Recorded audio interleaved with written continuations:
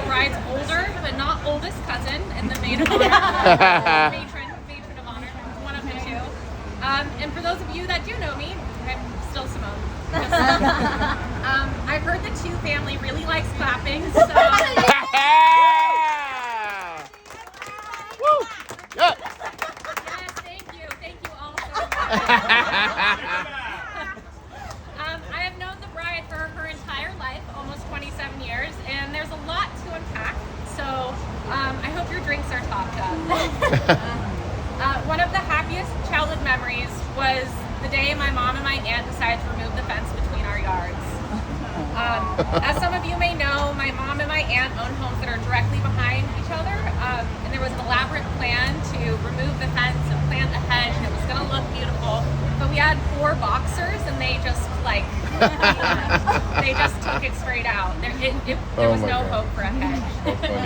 But the beauty of that is that my sister and I and Alex and Saskia, we grew up like siblings, and it was really special. It's really special to grow up so close. But this isn't to say that there weren't problems in our little group. With 4 different personalities and roles, there were bound to be problems. Sophia was the mom of the group. Alex was the boy of the group. Which, to be honest, bless his heart, because he, for the most part, went along with all the games the 3 of us wanted to play. And that deserves a clap as well. Yeah! Good boy, good boy! He did. He played pretty princess. We played dress up with old prom dresses, and Alex was right there. That's awesome! With the shit! Where's the photo? Myself, for lack of a better word, I was the instigator of the group, and then there was Saskia, who was the peacemaker, and the baby of the group, but she doesn't like that, so we're going with peacemaker. And we all came up with elaborate games. Horses was my personal favorite, but we played dinosaur, hot tub, cold tub, where we had to pretend tunnel and we're mermaids. It was really elaborate, and we would run across the yard as fast as we could to pretend to be in the tunnel. But we were so close that it always felt that our birthdays or Christmas were all of ours collectively, because we would share all of our presents and play together all day. And it wasn't uncommon for either of our moms to look out the window to see that we had jerry-rigged our swing set together so we could swing. So Saskia as peacemaker was amazingly good at always being neutral. She didn't seem to have big swings of emotions or felt the need to express her opinion, which is something I always admired about her, as it was something I struggled with. But in many ways she has changed as she has grown up, but in this way she's stayed the same. And that's how I knew it was big when she mentioned Bailey. Even when asked in high school, Saskia often would say she didn't have a crush or that she was too busy with school or running. I knew this wasn't true, she just wasn't telling me, but when that meant it was really significant that she had someone to mention. So one night, all the grandkids were having dinner at my Omi's house, and Saskia said, "So I think a boy likes me." And I was like, "Okay, tell me everything." Like, stop the dinner. She's talking. And Saskia said his name is Bailey, and he really likes basketball. I didn't get to meet Bailey until a few months later, but from the start, it's always felt like Bailey's been family. He fit into our group seamlessly. Well, except for one thing, there was one thing that really stood out, Bailey. And it took a lot of adapting for me personally, but I get it. You don't mess with Black Friday. That's something. He's like, I got a firm timeline. We're going Black Friday. Saskia's like, I gotta go. We gotta go Black Friday shopping. So I know I'm not saying anything surprising when I say that Bailey is the most effortlessly and unintentionally funny person I know.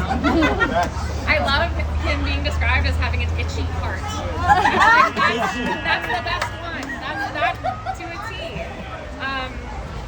He doesn't take himself too seriously, or anyone too seriously, or any situation, and can always keep things lighthearted when life is hard.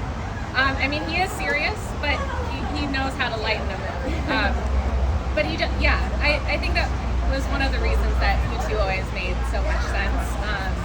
Bailey entered a family with many different personalities and not only gets along with everyone, but has developed individual relationships with each of us. And I don't think this was intentional. I think it's just who Bailey is. It was just that easy for him. And the other thing is Saskia's world is diverse and she has many important things, and instantly those became important to Bailey too. That's how I knew. I was like, okay, yeah, this is real. Seniors in high school, this is real. So we made it to the part where I'm supposed to offer some advice. But I first wanted to thank you both for allowing me to be a part of it. High school, college, grad school, starting careers, you both have ridden the waves of change together, which many people cannot figure out how to do independently, and you guys did it together. It's a testament to both your characters and your commitment to each other.